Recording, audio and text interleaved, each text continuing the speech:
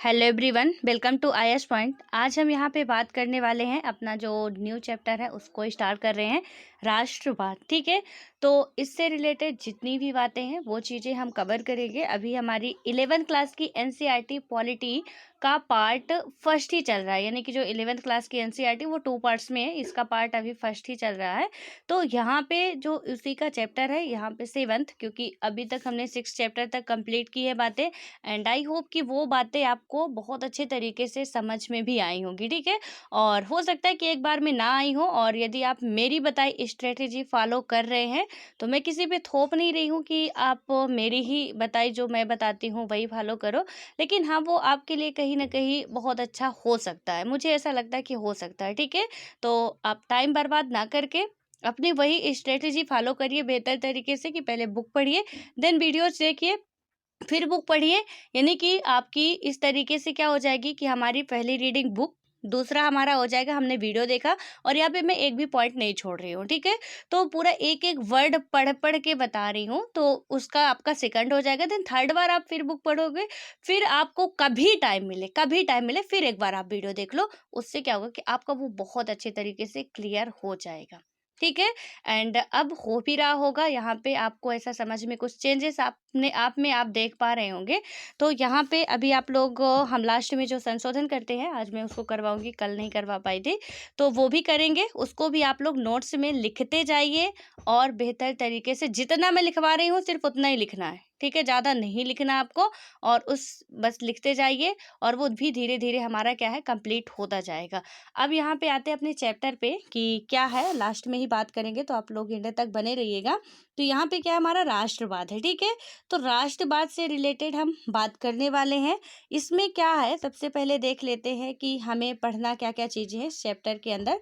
तो यहाँ पे क्या है कि इस अध्याय में हम क्या करेंगे कि राष्ट्र का मतलब आपको पता है कि आप जिस नेशन में रह रहे हो, जिस कंट्री पे रह रहे हो, जिस देश में आप रह रहे हो, ठीक है, उसे हम राष्ट्र बोलते हैं। तो राष्ट्र और राष्ट्रवाद से संबंधित क्या होता है कि विचारों की जानकारी हासिल करेंगे और उन पर चर्चा करेंगे। हमारे लिए यहाँ यह समझने का अधिक महत्व नहीं है कि राष्ट्रवाद का उदय क्यों हुआ है, यानी कि हमारे लिए इसमें बताया गया है, ये पूरे चैप्टर में हम इसी से रिलेटेड बात करेंगे। बट इसमें इतना ज़्यादा जोर देने की कोई ज़रूरत नहीं है हमें कि हम ये जाने कि राष्ट्रवाद का उदय क्यों हुआ, या क्यों होना चाहिए था, क्यों नहीं होना चाहिए था। इस पे डिस्कस डिबेट इस चैप्टर में बताया जा रहा है कि हम नहीं करेंगे। ठीक है, उसके बाद क्या होता है कि हमारे लिए यहाँ यह समझने का अधिक महत्व, ये पूरा नहीं कि राष्ट्रवाद का उदय क्यों हुआ और क्या होता है कि इससे जुड़े कार्य क्या है, बल्कि कि हमारे लिए राष्ट्रवाद के बारे में सावधानी पूर्वक सोचना और इसके साथ इसमें निहित अधिकारों और आकांक्षाओं की परख करना महत्वपूर्ण है। यानी कि अब हम उसकी हिस्ट्री में जाएं कि भैया एक बच्चा है, वो पैदा क्यों हुआ, कैसे हुआ, कहाँ से हुआ। अरे ठीक है, कॉमन बात है कि कहाँ से पैदा होते हैं, कैसे होते हैं, और यहाँ पे क्यों हुआ। अब हम क्यों का जवाब, मतलब ये बच्चा पैदा हुआ तो भगवान ने पैदा किया तो क्यों किया, इसका जवाब तो शायद ही किसी को मिल पाएगा।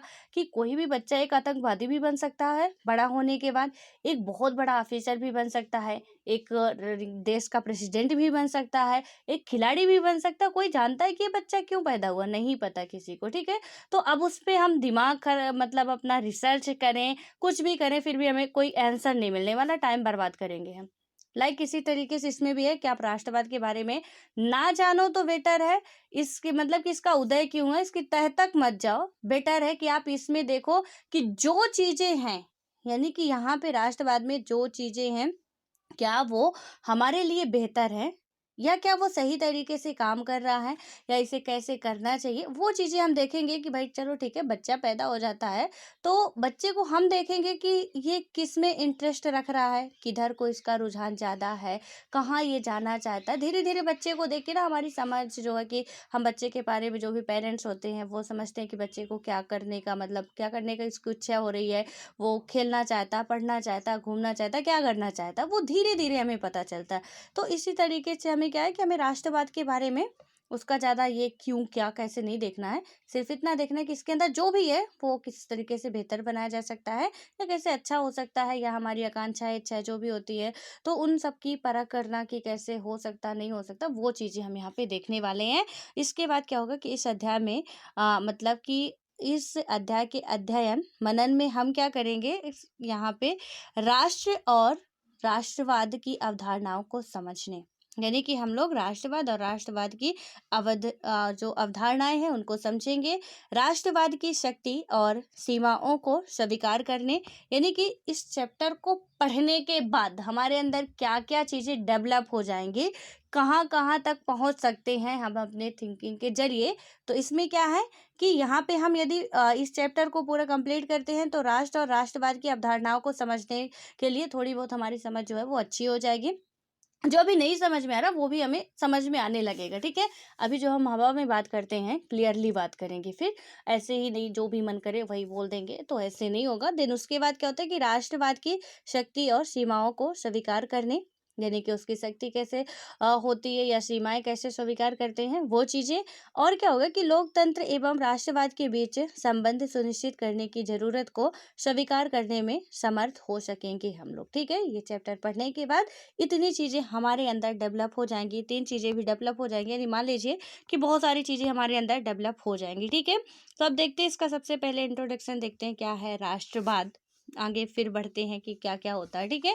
तो यहाँ पे क्या होता है कि राष्ट्रवाद शब्द के प्रति आम समझ क्या है, यानी कि जो राष्ट्रवाद, जो ये हमारा राष्ट्रवाद वर्ड है, तो नेशनलिज्म है, इस वर्ड के पीछे जो आम समझ है वो क्या है। अगर मोटे तौर पे हम क्या करते हैं कि जनता की राय ले, तो हम इस सिलसिले में देशभक्ति, राष्ट्रीय ध्वज, देश के लिए बलिदान जैसी बातें सुनेंगे, ठीक है। कि कोई कहता है कि आप राष्ट्रीय ध्वज का सम्मान करो, राष्ट्रीय गीत का सम्मान करो या देशभक्त बनो, यही हमारी अच्छी या मतलब कि रियल राष्ट्रवाद है, या हम तभी पता चलेगा कि आप राष्ट्रीय हो, एक आपके अंदर राष्ट्र सम्मान की भावना है। तो इस तरीके से हम करते हैं, क्योंकि जो राष्ट्र के प्रतीक है कम से कम आप उनकी तो रिस्पेक्ट करो, और उनके सामने मतलब जो भी आपका जब राष्ट्रगान होता है तो होता है कि आप एकदम से मतलब अटेंशन में खड़े हो जाओ, बिल्कुल सावधान की मुद्रा में खड़े हो जाओ, उसका सम्मान करो। राष्ट्रगीत हो रहा है तो किसी से बात मत करो, उस टाइम पे आप राष्ट्रगीत ही गाओ। और उसके बाद होता है कि हमारे तिरंगा ना गिरने पाए, उसे बचा के रखो। इस तरीके से कुछ आप करते हो तो हम मानते हैं कि हम एक राष्ट्रवादी हैं, ठीक है। हमें अपने देश के प्रति बहुत ज़्यादा लगाव है। और उसके बाद क्या होता है कि दिल्ली में गणतंत्र दिवस की परेड भारतीय राष्ट्रवाद का बेजोड़ प्रतीक है, यानी कि जो दिल्ली एनसीआर में होता है हमारा गणतंत्र दिवस, ठीक है, रिपब्लिक डे जब मनाया जाता है 26 जनवरी को, तो इसमें क्या होता है कि परेड होती है यहाँ पे। अभी आपको बताना है कि हर एक गणतंत्र दिवस पे कोई ना कोई गेस्ट आते हैं बाहर से। तो इस बार गेस्ट किस देश के आने थे, या वो आए भी या नहीं आए, ठीक है, क्योंकि इन दोनों में डाउट है। तो आपको ये बताना है कि किस कंट्री के आने थे गेस्ट इस बार अपने इंडिया में गणतंत्र दिवस पर, और वो आए थे या नहीं आए थे, दोनों ही आपको बताना है, ठीक है। तो यहाँ पे उनका नाम भी बताना किस कंट्री से आ रहे थे, और वो यहाँ पे आ भी पाए थे या नहीं आ पाए थे ये भी बताना, क्योंकि न्यूज़ में आप लोग सुने होंगे तो आपको पता होगा, ठीक है। इसमें क्या हुआ था कि यहाँ पे जो परेड होती है, झांकियाँ निकलती हैं बहुत सारी, आप हर एक स्टेट की निकलती है, मतलब हर एक स्टेट में जो भी स्पेशल है तो वहाँ पे निकलती हैं। हमारे डिफेंस की झांकियाँ निकलती हैं, बहुत अच्छा लगता है। आप टीवी में देखिए तो बहुत ही खूबसूरत उसमें वो नज़ारा होता है जब दिखाया जाता है दिल्ली में लाल परेड में जो ये सारी घटनाएं होती हैं, तो काफ़ी खूबसूरत होता है। एंड उस टाइम ना सच में यार इतनी ज़्यादा देशभक्ति सबके अंदर होती है। और 26 जनवरी का दिन एक ऐसा होता है, और 15 अगस्त का दिन, जिस दिन ऐसा लगता है कि पूरे देश के लोग जो है वो तो बिल्कुल देश के लिए मर मिटने को तैयार हैं, बस उसकी शाम तक। उसके बाद से तिरंगा उतरा और तिरंगा अपना रख दिए समेट के, और उसके बाद से सारी देशभक्ति फिर हमारी वही पता नहीं कहाँ घुस जाती है।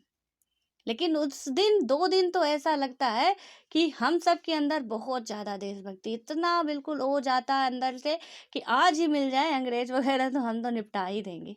हमारे शत्रु आ जाए तो हम तो आज इनको दफन करके ही मानेंगे, चाहे कुछ भी हो जाए। सिर पे कफन बांधने को उस दिन तैयार रहते हैं, लेकिन फिर बाद में वो सब चीज़ें नहीं होती है। उसके बाद क्या होता है कि यह प्रतीक सत्ता और व्यक्ति के साथ विविधता की भावना जो होती है, तो भावना को भी प्रदर्शित करता है।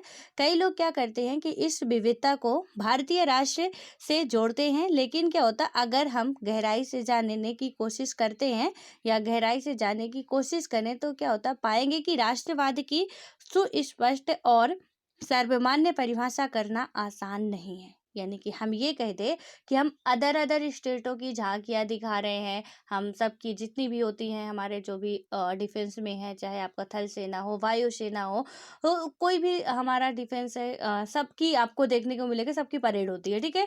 वहाँ पे हम देखते हैं कि मतलब वो कहें कि हमारा देश विविधताओं का देश है, हम एक राष्ट्रवाद की भावना रखते हैं, तो इससे बात को समझ में नहीं आती। ये सब करने से कहीं ना कहीं हम क्या राष्ट्रवाद की 2 दिन रख लेंगे, उससे कुछ होने वाला नहीं है, ठीक है। तो हालांकि 2 दिन ये सारी चीजें नहीं होती, 15 अगस्त के दिन आपको नहीं देखने को मिलेगा लाल किला में झंडा फहराया जाता है। और एक क्वेश्चन आपके लिए बहुत इंपॉर्टेंट क्वेश्चन है, जिससे बनता है, ठीक है, चलिए आज मैं क्वेश्चन नहीं पूछती हूँ, आपको बता ही देती हूँ कि जो 15 अगस्त का दिन होता है, उस दिन तिरंगा झंडा जो फहराया जाता है, वो हमारा कहाँ पे फहराया जाता है और किसके द्वारा। कभी कभी क्वेश्चन ये बहुत मतलब पूछ ही लिया जाता है, ठीक है।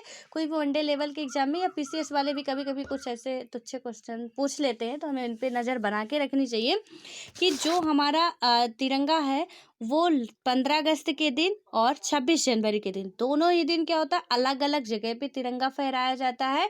15 अगस्त के दिन तिरंगा जो होता है वो लाल किले में, सॉरी हाँ, लाल किले में ही फहराया जाता है, और भारत के प्रधानमंत्री के द्वारा। ये आप अपनी नोट्स में अभी नोट कर लीजिए कि 15 अगस्त के दिन तिरंगा फहराया जाता है लाल किले में, और वो भी भारत के प्रधानमंत्री के द्वारा, ठीक है। अब प्रधानमंत्री के पद में कौन है वो अलग बात है, कि चाहे मोदी जी हो, चाहे मनमोहन जी हो, चाहे और कोई हो, प्रधानमंत्री के द्वारा तिरंगा फहराया जाता 15 अगस्त को, ठीक है। उसके बाद 26 जनवरी का जो दिन आता है, जिस दिन हमारा संविधान लागू हुआ था, तो जो रिपब्लिक डे होता, उस दिन तिरंगा फहराया जाता है आपके इंडिया गेट में। और ये किसके द्वारा फहराया जाता है, तो ये फहराया जाता है भारत के राष्ट्रपति के द्वारा। दोनों ही बातें आप नोट कर लीजिए कि तिरंगा 15 अगस्त को लाल किले में फहराया जाता है भारत के प्रधानमंत्री के द्वारा, ठीक है। मैंने यहाँ पे मोदी जी के द्वारा नहीं कहा, भारत के प्रधानमंत्री के द्वारा। अब प्रधानमंत्री के पद में कोई भी इंसान हो सकता है। और उसके बाद 26 जनवरी को तिरंगा दिल्ली के आपके इंडिया गेट में फहराया जाता है। और वो भी कब, मतलब कौन फहराते हैं, तो वो तिरंगा जो फहराते हैं वो होते हैं भारत के राष्ट्रपति महोदय। दोनों ही बातें आपको याद होनी चाहिए, ठीक है। उसके बाद अब हम यहाँ पे आते हैं, अपने चैप्टर पे फिर वापस आते हैं। इसमें क्या बातें कही गई थी कि मतलब इतना सब कर लेने से कि हम देख लें झांकियाँ निकल रही हैं, परेड हो रहा, वो सब विविधताओं का देश है, अलग अलग तरीके के सबका कल्चर है। यहाँ पे यदि हम पश्चिम बंगाल में देखते हैं, उनका अलग कल्चर है, एमपी में देखते हैं, उनका अलग कल्चर है, यहाँ पे बिहार पे आप बात करेंगे, उनका अलग कल्चर है, यूपी वालों का अलग कल्चर है। तो वो इस तरीके से सबका है, मानते हैं कि विविधताओं का देश है, लेकिन बात इतने से बन नहीं रही है अभी, ठीक है। इतना आसान नहीं कि हम राष्ट्रवाद की सर्वमान्य परिभाषा हम दे देंगे, राइटर ऐसा बोल रहे हैं, ठीक है। उसके बाद क्या होता है कि इसका यह मतलब नहीं है कि हमें अपना प्रयास छोड़ देना चाहिए। राष्ट्रवाद का अध्ययन करना इसलिए जरूरी है कि वैश्विक मामलों में यह बहुत ही महत्वपूर्ण भूमिका निभाता है। यानी कि अब इसका मतलब यह नहीं है कि हमें इसका बिल्कुल ही हम क्या करें, अध्ययन करना ही छोड़ दें। इसकी परिभाषा मतलब प्राप्त करना आसान नहीं है, तो हम इसका अध्ययन करना ही छोड़ दें। अध्ययन करना नहीं छोड़ना चाहिए, क्योंकि वैश्विक स्तर पर हमारे देश पे तो ठीक है, लेकिन वैश्विक स्तर पर हम ये जान सकते हैं ना कि जैसे हमने देखा कि लोकतंत्र की एग्जैक्टली डिफिनेशन क्या होती है, एंड उस आधार पे हम ये बता सकते हैं कि कौन सी कंट्री लोकतांत्रिक कंट्री है, कौन सी कंट्री लोकतांत्रिक कंट्री नहीं है। तो इस आधार पे तो हम उसे बहुत ही क्लियरली क्या कर सकते हैं, डिफाइन कर सकते हैं कि ये है, ये नहीं है।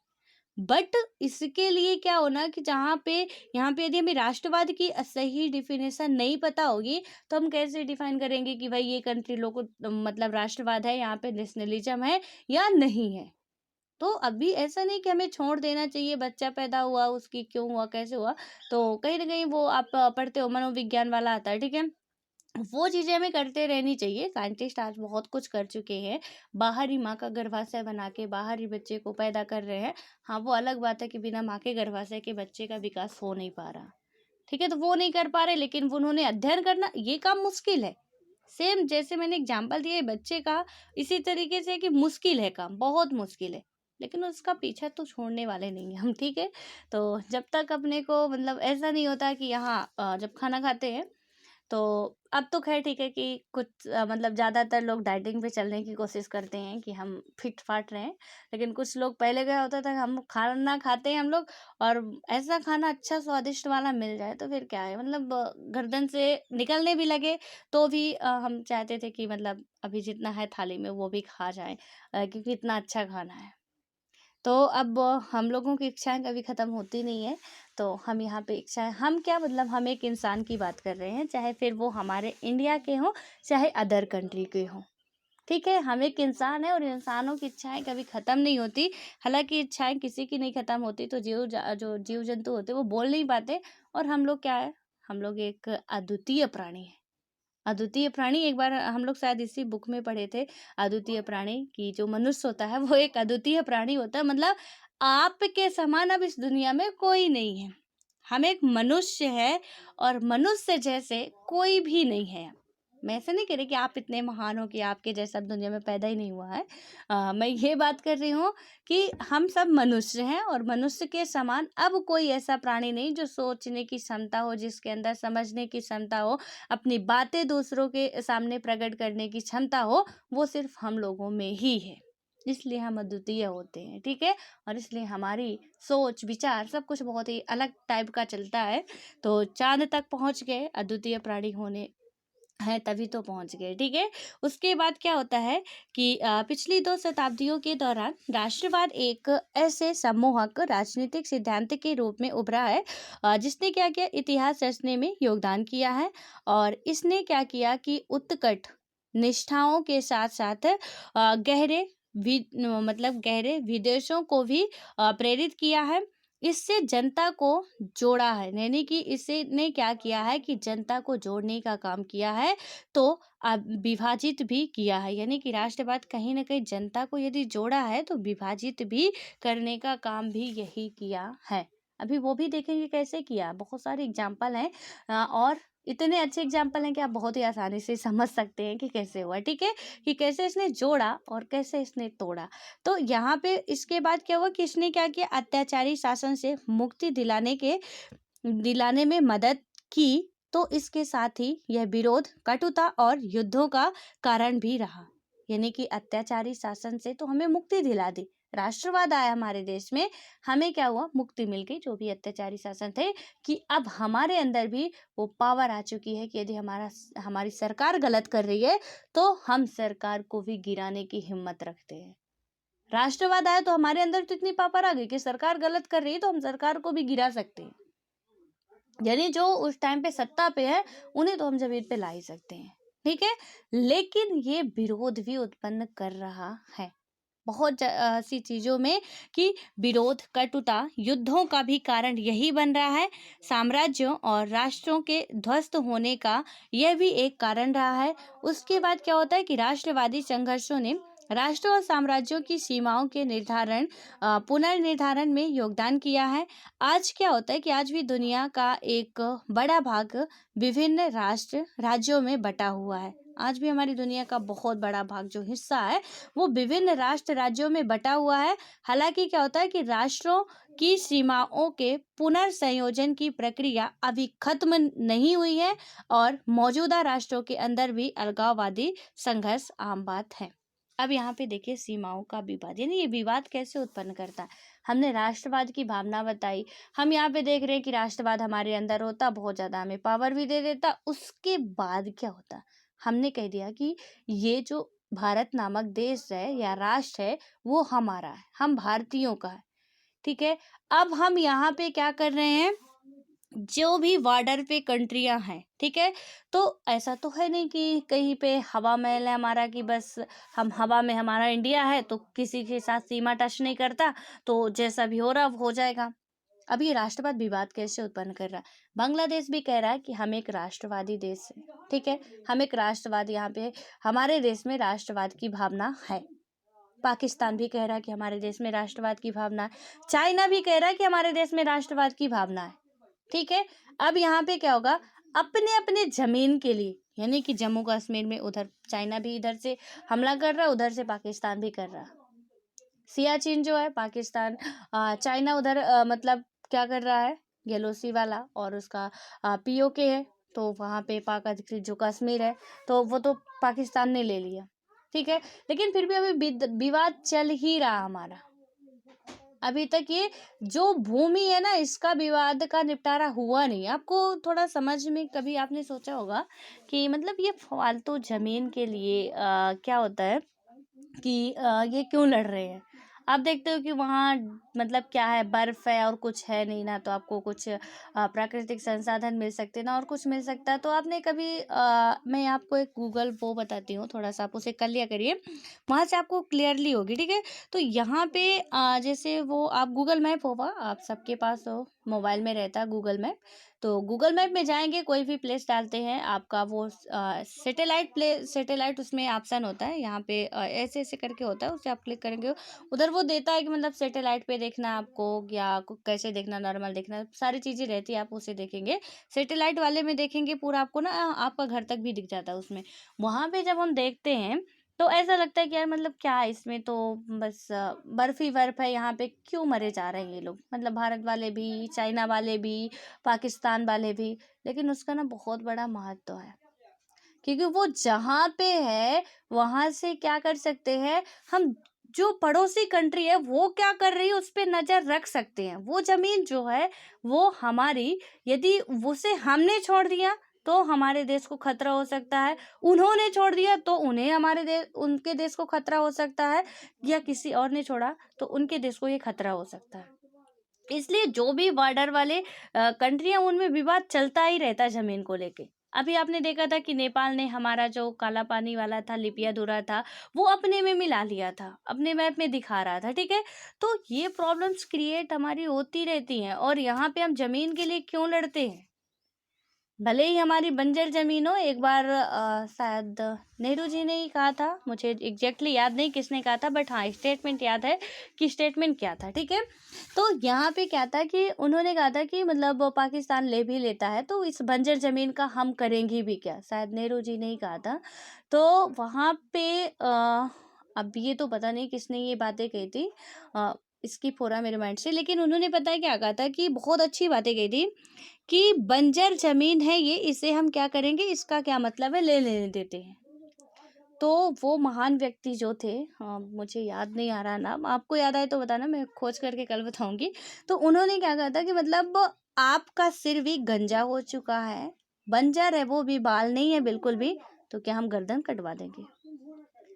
यानी कि आप समझिए कि कितना अच्छी बात उन्होंने कहा था कि जब उनके द्वारा कहा गया कि जम्मू कश्मीर ये इधर वाला जो भी एरिया है जहाँ झगड़ा हो रहा है, दे देते हैं पाकिस्तान को, उसमें क्या क्या फायदा होने वाला, बंजर जमीन तो है, यहाँ पे कुछ है नहीं। तो उन्होंने कहा भाई आपका सिर भी गंजा हो चुका है, उसके बाल एक भी नहीं है, वो भी तो बंजर जैसे, आप क्या सिर अपना कटवा दोगे। तो मतलब 100 बात की एक बात, ये बहुत अच्छी बात थी कि क्या अपना सिर कटवा दोगे आप, क्योंकि आपके सिर में भी तो बाल नहीं है। तो यही है कि हमारी जमीन बंजर भी है, लेकिन वो किसी ना किसी काम में तो आ सकती है ना, खेती नहीं कर सकते, लेकिन उसका बहुत बड़ा रोल है। और बंजर भी है तो हम उसे नहीं हटा सकते हैं, जब हम अपना सिर नहीं कटवा सकते, सिर पे बाल नहीं है हमारे, तो हम अपनी जमीन को नहीं, हिस्सा जो भी हमारा हिस्सा है, आप घर में देखिए, आप घर में यदि आपका जो भी जमीन है तो वहां पे क्या आप ऐसा करते हो कि मतलब आपके पापा लोग होंगे, देखे होंगे आप लोग, सबके घर में हिस्सा बंटवारा जो भी होता, ठीक है।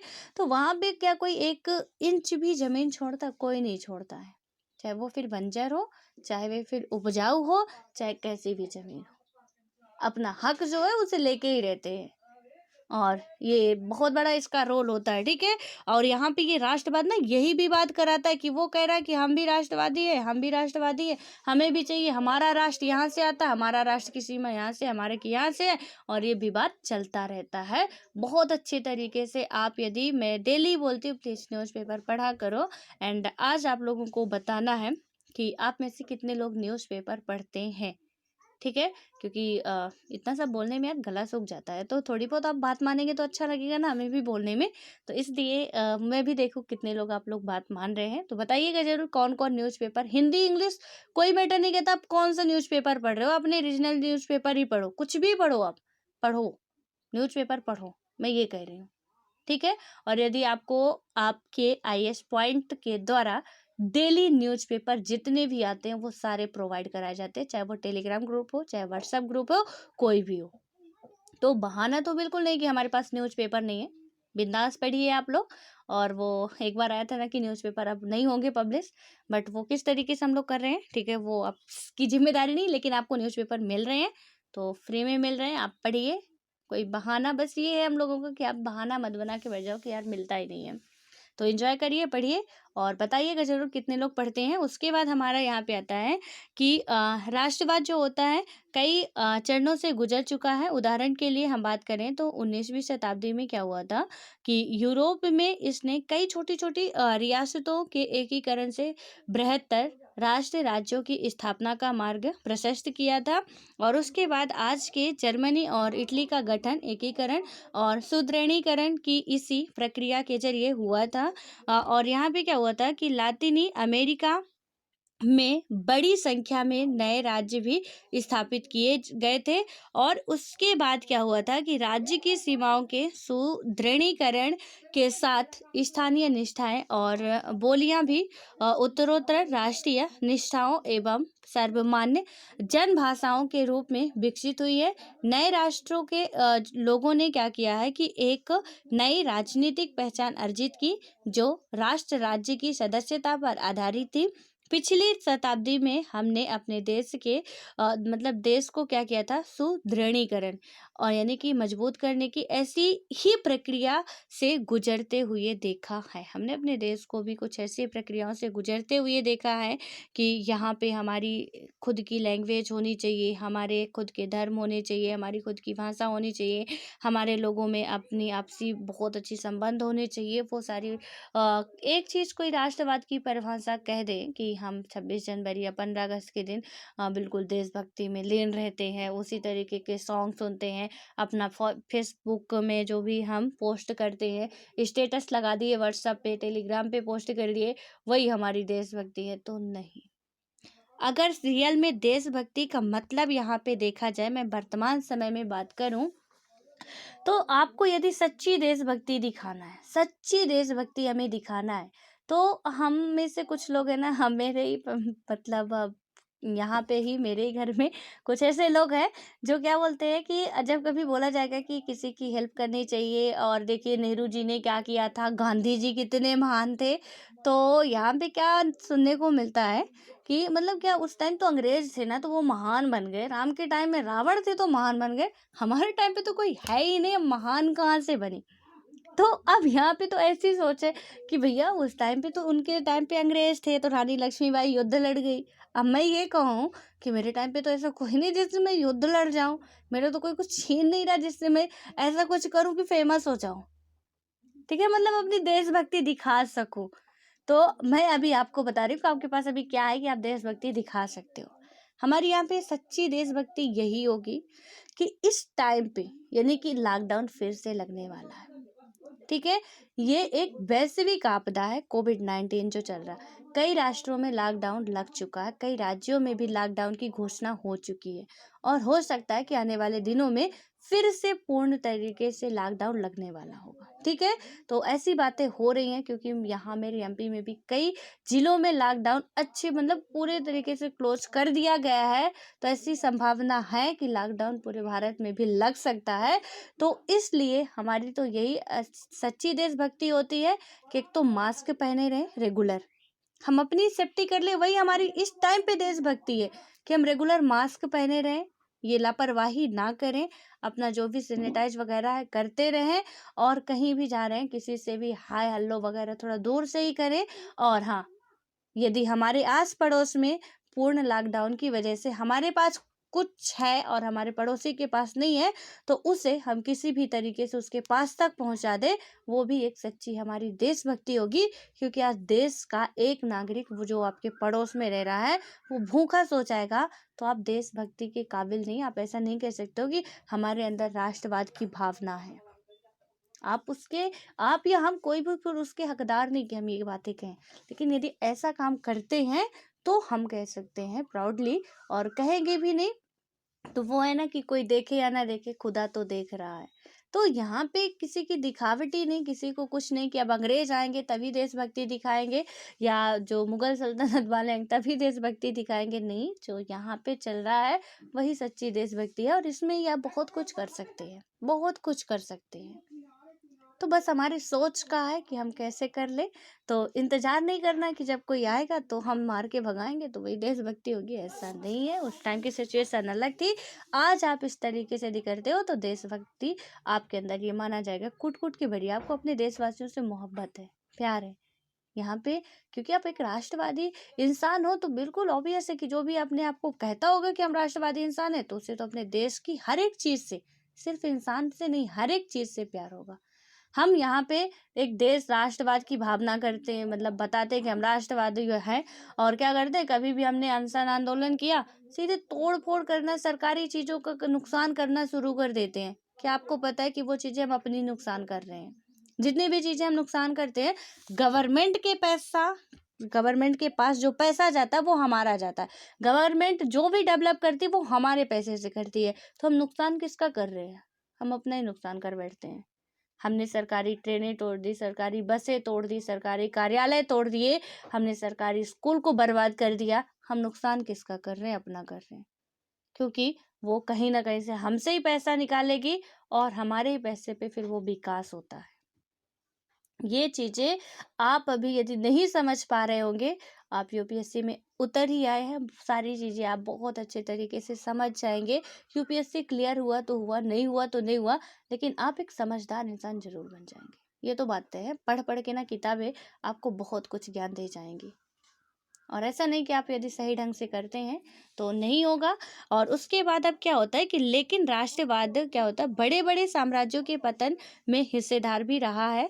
और यूरोप में क्या हुआ था कि 20वीं शताब्दी के आरंभ में ऑस्ट्रियाई और हंगेरियाई और रूसी साम्राज्य तथा इनके साथ एशिया और अफ्रीका में ब्रिटिश, फ्रांसीसी, डच और पुर्तगाली साम्राज्य के विघटन के मूल में क्या हुआ था कि राष्ट्रवाद ही था। भारत तथा अन्य पूर्व उपनिवेशों के औपनिवेशिक शासन ने क्या किया था, शासन से स्वतंत्र होने के संघर्ष भी राष्ट्रवादी संघर्ष थे। ये संघर्ष विदेशी नियंत्रण से स्वतंत्र राष्ट्र राज्य स्थापित करने की आकांक्षा से प्रेरित थे। ठीक है, यानी कि विदेशी निवेश जो था उससे हम स्वतंत्रता पाना चाहते थे, उसके लिए हमने संघर्ष किया था। कई यहाँ पे यूरोप वासी जो थे उनका एक पूरा वही था। आप हिस्ट्री स्टार्टिंग से जब पढ़ेंगे ना, तो वहाँ पे आपने एनसीईआरटी हिस्ट्री यदि पढ़ी हो तो आप उसमें समझेंगे कि उसमें ना पूरा उनका एक टारगेट ही बना था कि हमें पूरे विश्व विजेता बनना, पूरे देश में हमें भ्रमण करना, मतलब पूरे विश्व में करना, पूरे देश में नहीं, पूरे विश्व में हमारा ही राज्य होना चाहिए। पैसा कहाँ से आए, हम अपने देश से नहीं, दूसरे देशों से जो भी मूल्यवान वस्तुएं हैं हम वहां से लेंगे। उनका ये मेन टारगेट था। और सिर्फ हमारे इंडिया में ही नहीं, हमारे इंडिया में, हमारे यहाँ पे बात करें तो इंडिया, ये बांग्लादेश और पाकिस्तान जैसी कोई चीज़ थी नहीं। ठीक है, जब अंग्रेज थे तो ये इंडिया ही था, एक भारत ही था। और उसके बाद आता है जो अमेरिका हो गया, चाहे वो ब्राज़ील हो, ब्राज़ील भी अमेरिका, यहाँ पे दक्षिण भारत का पार्ट है ब्राज़ील, जो है सॉरी दक्षिण अमेरिका का पार्ट है ब्राज़ील, और उत्तर अमेरिका में आता है अमेरिका। ठीक है, अमेरिका भी जाते हैं। और आपने सुना होगा कि कोलंबस जो आता है 1492 में भारत के लिए, समुद्री हवाएं कुछ उल्टा चल जाती है, उससे वहां के लोगों को वो रेड इंडियन बोलता था। जो कोलंबस था वो क्या बोलता था कि रेड इंडियन लोग हैं, क्योंकि वो इंडिया आया हुआ था, लेकिन वो अब गलती से पहुंच गया, आना इधर था, और मतलब आना इधर था, पहुंच गया इधर। तो वहां पे क्योंकि समुद्र के द्वारा चलता था, जियोग्राफी आपने पढ़ी होगी तो आपको बहुत अच्छे तरीके से ये भी पता होगा कि समुद्री हवाएं हमारी कैसे चलती हैं, एंड वो कभी कभी मछुआरों के लिए, यात्रियों के लिए फायदेमंद होती हैं, तो कभी कभी उन्हें ले डूबती हैं साथ में। तो वो भी आप पढ़ेंगे, नहीं पढ़े होंगे तो बिल्कुल भी परेशान नहीं होना, सारी चीज़ें हम कवर करेंगे। इट मीन्स हम नहीं, यदि आप कर रहे हैं मतलब यूपीएससी में आ चुके हैं तो आप वो सारी चीज़ें करेंगे, ठीक है। तो अब यहाँ पे क्या होता है कि राष्ट्रों की सीमाओं के पुनर्निर्धारण की प्रक्रिया भी अभी जारी है। यानी कि वो सीमा वाला जो चल रहा है ना वो चलता ही रहेगा, अभी बात खत्म होने वाला नहीं, क्योंकि हम भी तो छोड़ने वाले नहीं, वो भी छोड़ने वाले नहीं है। अभी यहाँ पे इंडिया में जम्मू कश्मीर में ये फिंगर 8 है हमारे यहाँ, आप मैप में देखेंगे तो वो आपको दिखेगा, ठीक है। तो फिंगर 4 तक इंडिया कहता है हमारा है, और ये कुछ ऐसे ऐसे वो बना है पूरा, ऐसे लगता है कि ये किसी की मतलब गाय भैंस की ऐसे उंगलियां जो होती हैं, या आदमी किसी की भी ले लीजिए उस तरीके का ये लगता है, ठीक है। तो यहाँ पे 1 2 ऐसे फिंगर का वो नाम दिया गया, उसे फिंगर 8 कहते हैं। उसमें क्या हुआ कि मतलब इंडिया कह रहा है हमारा यहाँ तक है, चाइना कह रहा है हमारा यहाँ तक है। अब दोनों में विवाद चल रहा है ना, तो इंडिया अब इसमें है कि चलो भाई आप इधर हट जाओ, हम इधर हट जाते हैं, तो दोनों हटने को तैयार नहीं, चाइना थोड़ा एक कदम आगे आ रहा, हम एक कदम आगे जा रहे हैं, तो दोनों में विवाद चल रहा है। और वो जो गलवान वैली का था वो, ये सारे सिस्टम है, इसी में वो विवाद की समस्याएं जो है वो हमें दिख रही हैं। तो इसमें क्या हुआ कि 1960 के दशक में से ही सीधे तौर पर सुस्थिर राष्ट्र राज्य भी कुछ समूह या अंचलों द्वारा उठाई गई राष्ट्रवादी मांगों का सामना करते रहे हैं। और उसके बाद क्या होता है कि इन मांगों से पृथक राज्य की भी मांग भी हासिल है। और क्या होता है कि आज दुनिया के अनेक लोगों में हम ऐसे राष्ट्रवादी संघर्षों को देख सकते हैं जो मौजूदा राष्ट्रों के अस्तित्व के लिए खतरा पैदा कर रहे हैं, ठीक है। जो अभी बने हुए हैं उनके लिए वो खतरा पैदा कर रहे हैं। और क्या होता है कि ऐसे पृथकवादी आंदोलन अन्य जगहों के साथ साथ कनाडा के क्यूबेक वासियों और उत्तरी स्पेन के वास्क वासियों, तुर्की और इराक के कुर्दों तथा श्रीलंका के तमिलों द्वारा भी चलाए जा रहे हैं। भारत के कुछ समूह भी राष्ट्रवाद की भाषा बोलते हैं। आज अरबी राष्ट्रवाद में तमाम अरबी देशों को एक अखिल अरब संघ एकताबद्ध करने की उम्मीद पाल सकता है। उसके बाद क्या होता है, लेकिन वास्क या कुर्द जैसे पृथकतावादी आंदोलन तो मौजूदा राज्यों के विखंडन के लिए ही संघर्षरत हैं। यानी कि जो राष्ट्र बने हुए तो कुछ विखंडन के लिए संघर्षरत है, कुछ अपना राष्ट्र अलग राष्ट्र बनाना चाहते हैं, कुछ उसी में खुश हैं। तो वो सारी चीज़ें हैं और ये एग्जाम्पल हम समझ चुके हैं। उसके बाद क्या होता है कि हमारे बीच इस सवाल पर सहमति हो सकती है कि दुनिया में राष्ट्रवाद आज भी प्रभावी शक्ति है, ठीक है। उसके बाद क्या होता है, लेकिन राष्ट्र या राष्ट्रवाद जैसे शब्दों की परिभाषा के संबंध में किसी सहमति पर पहुंचना बहुत कठिन है, और ये पहले भी बात कर चुके हैं। होता यह है कि आखिर राष्ट्र क्या है, यानी कि यहाँ पे क्वेश्चन उठता है कि आखिर राष्ट्र क्या है, लोग राष्ट्रों का निर्माण क्यों करते हैं, और राष्ट्र क्या करने की शीघ्र मतलब तीव्र इच्छा जगाते हैं।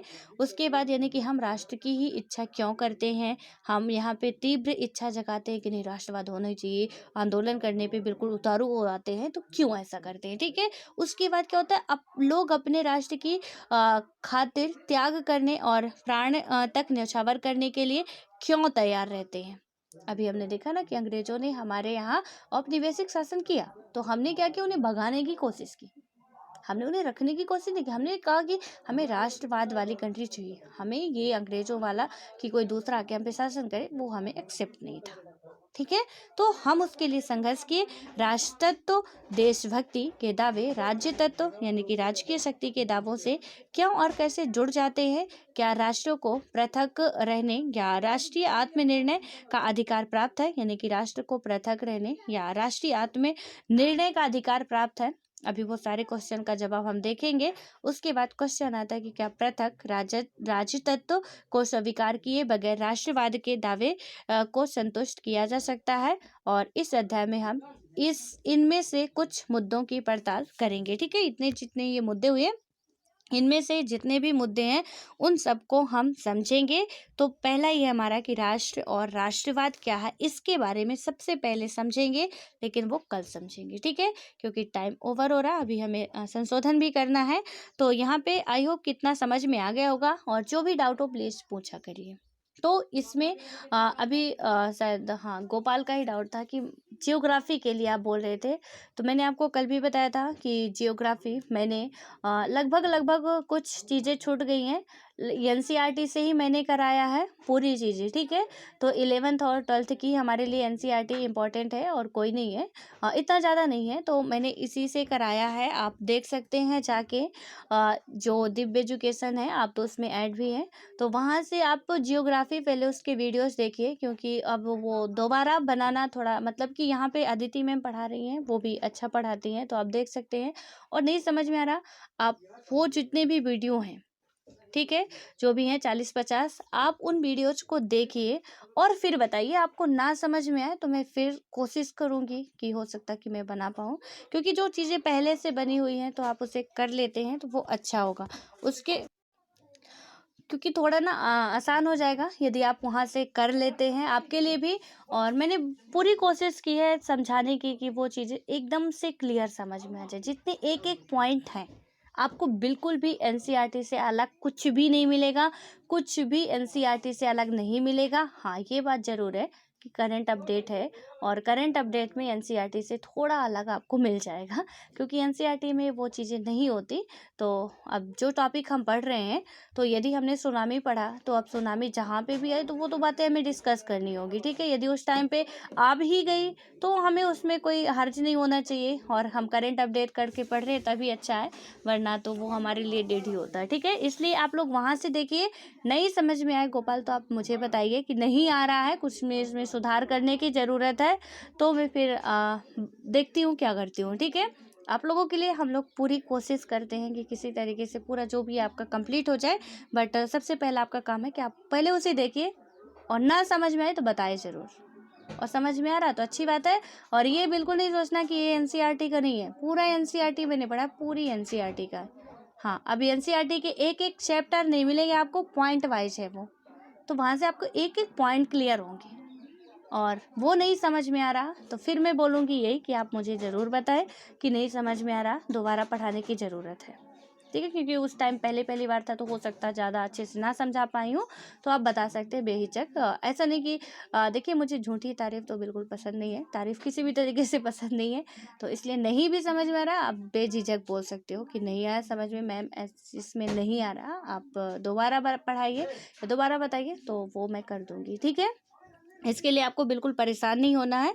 और अब हम संशोधन पे आते हैं, तो हमारा 9वां संशोधन तक हमने बात कर ली थी, और 9वें संशोधन तक थोड़ा सा एक बार फिर से क्विक रिवीजन कर ही लेते हैं। तो पहले में हमने देखा था भूमि सुधार के बारे में था, दूसरे में हमने बात की थी कि लोकसभा के जो प्रतिनिधि थे, तो उनको जनसंख्या के आधार पर जो 1951 में जनगणना हुई थी उसके आधार पर पुनर्व्यवस्थित करना था कि किस तरीके से लोकसभा में मेंबर होंगे।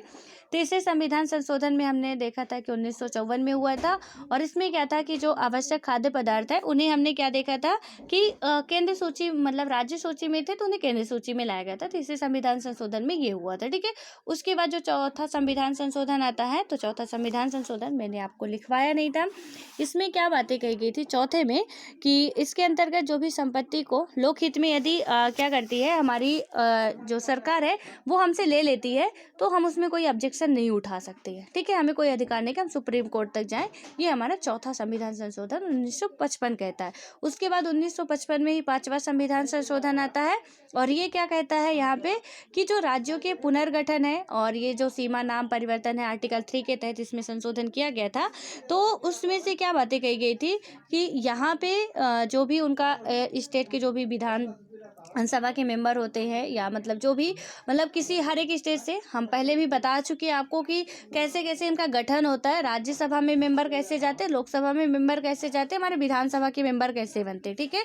अब उसमें तो मुझे नहीं लगता आपको कन्फ्यूजन होना चाहिए, और ये कन्फ्यूजन हो रहा है तो ये बहुत समस्या वाली बात है कि आप ढंग से पढ़ नहीं रहे हो, क्योंकि इतना चिल्ला चिल्ला के मैं एक पॉइंट पढ़ाती हूँ एक दिन में, वो भी 50 मिनट में, तो इतना तो आपसे बनना चाहिए। तो यहाँ पे ये है कि जो भी मतलब लोकसभा में मेंबर है, हर एक स्टेट से मेंबर होते हैं, तो उनकी क्या कह दिया गया है कि हम यदि किसी राज्य में सीमा के नाम में परिवर्तन वगैरह कर रहे हैं, तो आपकी वो मतलब आपको से इजाज़त लेनी है, तो हम क्या करेंगे, आपको एक टाइम पीरियड देंगे, उस टाइम पीरियड तक आप लोग यदि अपना मत दे रहे हैं तो ठीक है, नहीं दे रहे हैं तो हम मानेंगे कि आप दे रहे हो, मतलब कि आपकी तरफ से हाँ है, ये बात की गई थी 5वें संविधान संशोधन में। उसमें मतलब ये टाइम फिक्स किया गया था इनके लिए, जब राज्य और सीमाओं के परिवर्तन में बात की जाए, उनके नाम में परिवर्तन में बात की जाए, तब की बात है। ठीक है, छठवां है, और छठवें संविधान संशोधन में मैंने लिखवाया तो नहीं था, और आपने लिख लिया हो तो वो अलग बात है। और इसमें मैंने क्या बताया था कि जो संविधान संशोधन 7वीं अनुसूची में हुआ था, यानी कि जो हमारी संघ सूची में परिवर्तन कर अंतर्राज्यीय बिक्री कर के द्वारा जो मतलब यहाँ पे अंतर्राष्ट्रीय में नहीं, अंतर्राज्य में हमने बात की थी। ठीक है, तो जो राज्यों के अंदर लेन देन होता है, तो वहाँ पे राज्य सरकार कुछ चीज़ों पे तो राज्य सरकार टैक्स लेगी, कुछ चीज़ें ऐसी हैं जहाँ पे सेंट्रल गवर्नमेंट भी टैक्स ले सकती है। ये हमारे छठवें संविधान संशोधन में बात की गई थी। उसके बाद आता है 7वां संविधान संशोधन। इसमें क्या बात की गई थी, 1956 में ही आता है। यहाँ पे क्या बात की जाती है कि दो या दो से अधिक राज्यों के लिए एक हाई कोर्ट हो सकता है। ठीक है, और इसमें जो हमारा 7वां था, यहाँ पे कुछ और बातें की गई थी कि इसमें जो भी हमारा ये हुआ था कि जो भाषा के आधार पर राज्यों का पुनर्गठन किया गया, और जिसमें क्या हुआ था कि पहले के 3 जो श्रेणी थे, तो उनमें राज्यों के वर्गीकरण को समाप्त करते हुए राज्यों का केंद्र शासित प्रदेशों में उन्हें विभाजित किया गया। और उसके बाद क्या हो कि साथ ही इनके अनुरूप केंद्र एवं राज्य की विधानसभा मतलब कि विधान पालिकाओं में सीटों का पुनर्व्यवस्थित किया गया था। आपको पता है कि 1956 में कई सारे राज्य बने थे। ठीक है, तो यहाँ पे जो 7वां संविधान संशोधन है, इसमें कि 2 से अधिक राज्यों के लिए एक ही हाई कोर्ट होगा, दूसरी अनुसूची में ये बात की गई थी, दूसरे अनुच्छेद में नहीं, दूसरी अनुसूची में। ठीक है, उसके बाद आता है हमारा 8वां आता है। 8वें में हमने बात की थी, जो ये 1959 में होता है, और यहाँ पे क्या था, अनुसूचित जाति या जनजाति आंग्ल भारतीयों के लिए कुछ सीटें आरक्षित की गई थी। तो यहाँ पे केंद्र और राज्यों के जो भी निम्न सदन है, यानी मैंने लोकसभा या विधानसभा को बताया था, तो उसमें उनकी सीटों के लिए बातें की गई थी कि 10 वर्षों के लिए आरक्षण का प्रावधान रखा गया था। ये हमारा 8वां संविधान संशोधन कहता है। उसके बाद आता है 9वां संविधान संशोधन 1960, और इसमें क्या बातें की गई थी यहाँ पे कि जो भारतीय भूभागों के हस्तांतरण की व्यवस्था, यानी कि कौन सी भूमि किसको देना है या नहीं देना, जो हम अदला बदला करती है, मतलब करते हैं कि ये भूमि इतनी बांग्लादेश की है, बांग्लादेश की कुछ भूमि हमारे इधर आ रही तो हम ले लेते हैं। तो उस तरीके की जो भी घटनाएं थी वो 9वें संविधान संशोधन में कही गई। अब आता है हमारा 10वां संविधान संशोधन। 10वां संविधान संशोधन भी आपको नहीं लिखना है, इसमें बातें क्या की गई थी, यहाँ पे था 10वां संविधान संशोधन 1961 में होता है, और इसके अंतर्गत भूतपूर्व पुर्तगाली अतः क्या हुआ था, अंततः क्षेत्रों यानी कि अंतः क्षेत्रों दर एवं नगर हवेली को भारत में शामिल कर उन्हें केंद्र शासित प्रदेशों का दर्जा दिया था। आपको पता है कि सबसे पहले पुर्तगाली आए थे और सबसे लास्ट में पुर्तगाली गए थे। ठीक है, तो यहाँ पे जब सबसे पहले आते हैं और सबसे लास्ट में जाते हैं गोवा में, वो 1961 में ही हमारा जो गोवा है वो पुर्तगालियों से स्वतंत्र होता है।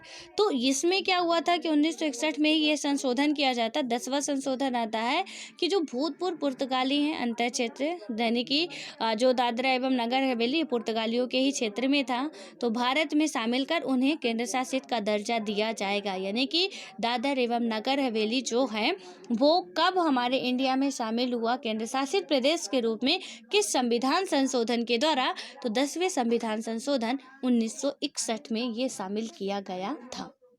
ठीक है, अभी हमारे राष्ट्र में कुल 8 केंद्र शासित प्रदेश हैं, 2 केंद्र शासित प्रदेश मर्ज किए गए हैं।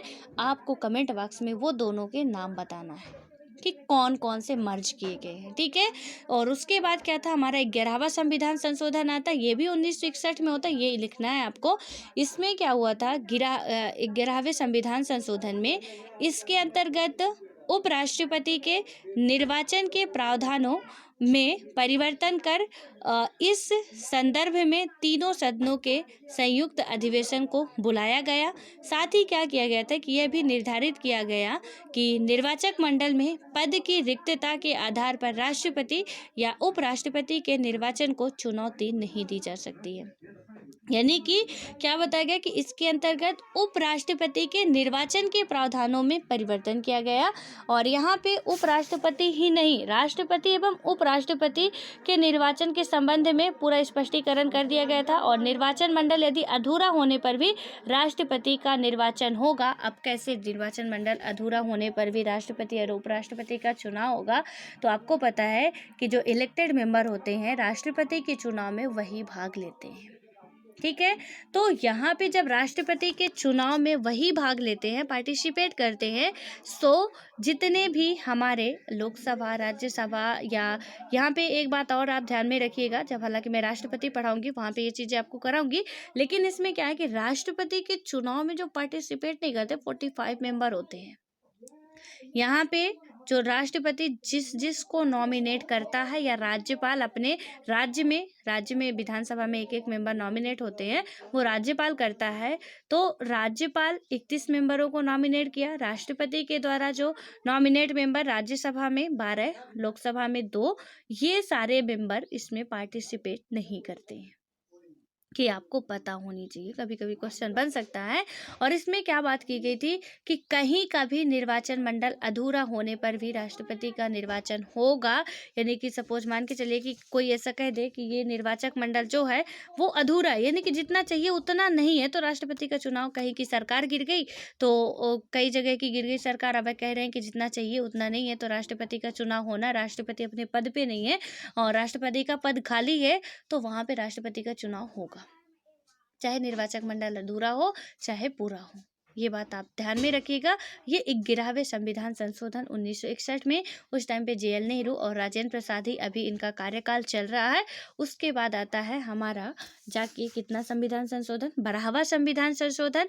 और 12वें संविधान संशोधन में बात की जाती है जो हमारा 1962 में होता है, कि इसके अंतर्गत संविधान की प्रथम अनुसूची में संशोधन कर गोवा, दमन एवं दीव को भारत में केंद्र शासित प्रदेश के रूप में शामिल कर लिया गया। यानी कि हमने अभी कौन सा संविधान संशोधन देखा, 10वां देखा कि दादरा एवं नगर हवेली को शामिल किया गया। उसके बाद हमने देखा कि दमन एवं दीव और गोवा को 1962 में केंद्र शासित, पहले गोवा एक केंद्र शासित प्रदेश था। आपने कई बार न्यूज में सुना होगा, दिल्ली को एक राज्य का दर्जा देने की मांग चल रही है, या दर्जा वहाँ पे वो दिल्ली वासी जो कहते हैं कि इसे एक राज्य का दर्जा दिया जाए, ठीक है। तो यहाँ पे क्या होता है, क्योंकि राज्य और केंद्र शासित प्रदेश में थोड़ा सा आपको ये मैं डाउट क्लियर कर दूं कि इनमें डिफरेंस क्या होता है, कि राज्य जो होता है तो राज्य की अपनी कैबिनेट होती है, ठीक है। राज्य में अपना राज्यपाल प्रेसिडेंट की तरह ही होता है, राज्य का जो CM होता है भारत के, वहाँ पे जो हमारे प्राइम मिनिस्टर होते हैं उनकी तरह ही उनका पूरा शक्तियाँ होती हैं उनके पास भी। जैसे हमारे कैबिनेट में पूरी, मतलब हमारे सेंटर में पूरी कैबिनेट होती है, वैसे स्टेट में भी हर एक स्टेट की अपनी कैबिनेट होती है। वो स्टेट में भी शिक्षा मंत्री होते हैं, स्वास्थ्य मंत्री होते हैं, खनिज मंत्री होते हैं, हर एक स्टेट में होते हैं। आप अपने स्टेट का जो स्पेशल स्टेट का होगा, जो भी बुक आती है उससे पढ़िए, वहाँ पे आपको दिखेगा कि आपके स्टेट में अभी रक्षा मंत्री कौन है। यहाँ पे सॉरी, रक्षा मंत्री की बात नहीं है, मतलब जो भी है कि खाद्य मंत्री कौन है, खनिज मंत्री कौन है, ऊर्जा मंत्री कौन है, या कपड़ा मंत्री कौन है, वो सारी चीज़ें आपको दिखेगा कि आपके स्टेट की भी पूरी कैबिनेट तैयार है, ऊपर से सेंटर की भी कैबिनेट तैयार है, ठीक है। लेकिन उसके केंद्र शासित प्रदेश जो होते हैं, जिन्हें केंद्र शासित प्रदेश का दर्जा दिया जाता है, वहाँ पे पूरे तरीके से ना सेंटर का कंट्रोल होता है, जो सेंटर गवर्नमेंट होती है उसका कंट्रोल होता है। और कोई भी नहीं चाहता कि कोई हम पे कंट्रोल करे, तो इसलिए दिल्ली को भी एक राज्य का दर्जा बनाने की बात की जा रही है। तो इसमें क्या हुआ था कि 12वें संविधान संशोधन के द्वारा जो गोवा है हमारा, दमन एवं दीव है, वो भारत के केंद्र शासित प्रदेश के रूप में शामिल हुआ, क्योंकि मैंने आपको बताया था कि 1961 में गोवा जो है एक स्वतंत्र राज्य के रूप में निकला था, या जो भी पुर्तगाली वहाँ से छोड़ के गए थे 1961 में। कभी कभी क्वेश्चन पूछा जाता है कि सबसे पहले आए विदेशी, सबसे बाद में जो विदेशी जाते वो कौन थे, तो वो पुर्तगाली थे। सबसे पहले आते हैं, सबसे बाद में जाते हैं, वो कहाँ रहते हैं, तो वो रहते हैं गोवा में। 1961 में गोवा कब आज़ाद हुआ, 1961 में। हमारा देश तो आज़ाद हुआ, लेकिन पुर्तगाली यहाँ पे थे, पूर्ण तरीके से खाली करके वो 1961 में ही जाते हैं।